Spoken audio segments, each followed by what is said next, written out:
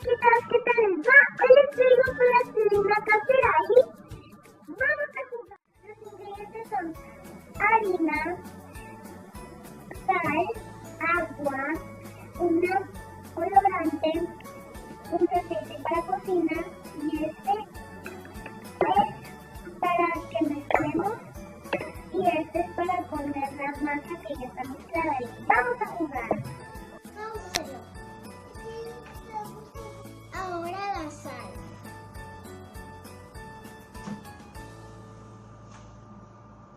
Y ahora el aceite.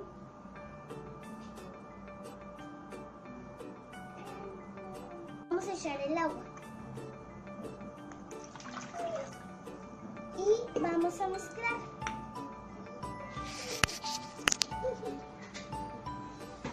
Además de comer bien chicos. Ya que tengan unas masas así, que ya no se les pegue tanto las manos, ya pueden hacer para que le pongan el colorante. Y vamos a hacer.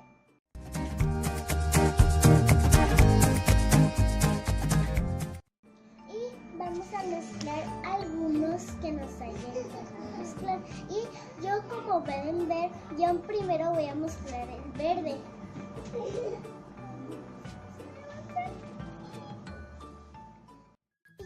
Esto fue todo, si quedaron bien. Este es amarillo, este es color verde, este es color rojo y este es color azul. Ok, estos yo los hice con mucho amor para ustedes, para que ustedes jueguen y se diviertan. Y espero que les haya gustado este video, denle like y suscríbanse para que no se pierdan ninguno de mis videos. Y bye, muñequitos y muñequitas.